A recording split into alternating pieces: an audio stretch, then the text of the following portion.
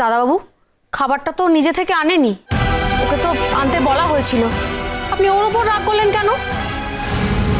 একটা কথা বলো তো, এবার কি তোমাদের সবাইকে আমাকে জনে জনে কৈফিয়ত দিতে হবে?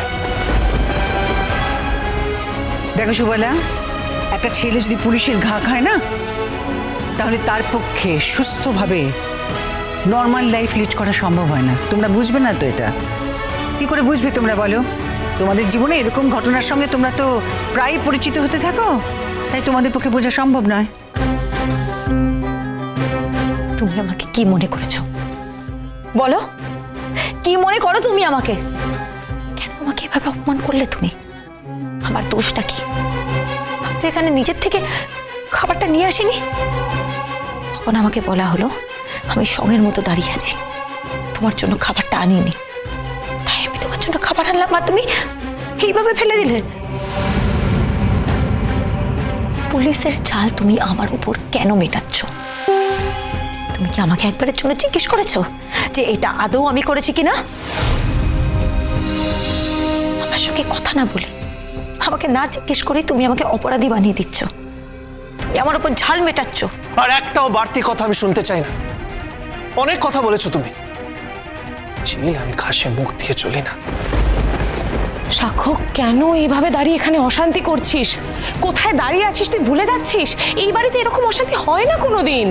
হয় না, এখন হবে। যেরকম স্ট্যান্ডার্ডের মেয়ে এসছে বাড়িতে, সেরকমই তো হবে, তাই না? সত্যি তো ব্যাপারটা কিন্তু খুব খারাপই হয়েছে। কেন করলে বলো তো? মানে সত্যি যদি তুমি এই কাজটা করে থাকো, কেন করলে? কিন্তু সাক্ষ্য তো বলছে যে পুলিশ তোমার নাম নিয়ে কথাটা বলেছে। তারা আবার তোমার নামটা ইউজ করবে কেন যদি তুমি কমপ্লেনটা না করে থাকো? আমি জানি এখানে অনেক বড়রা দাঁড়িয়ে আছে, সবার মাঝে মানে সিচুয়েশনটাই এমন, আমি কথা না বলে থাকতে পারলাম না আন্টি। তুমি বরং চুপ করেই থাকো, একদম চুপ।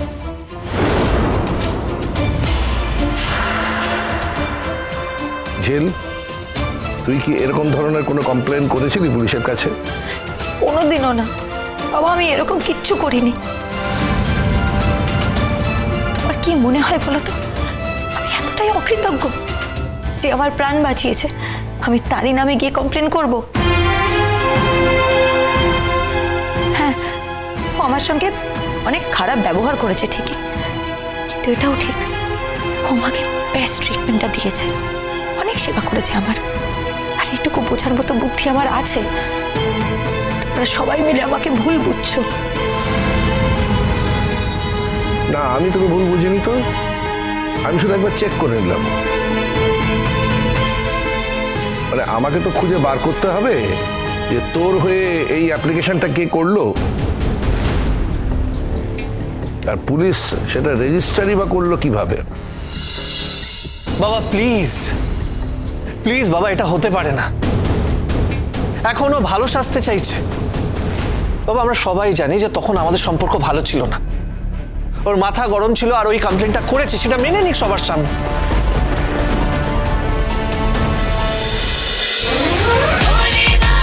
ভোলে বাবা পার করেগা, সোম থেকে রবি প্রতিদিন বিকেল 5:30টায় স্টার জলসায় ও জিও হটস্টারে।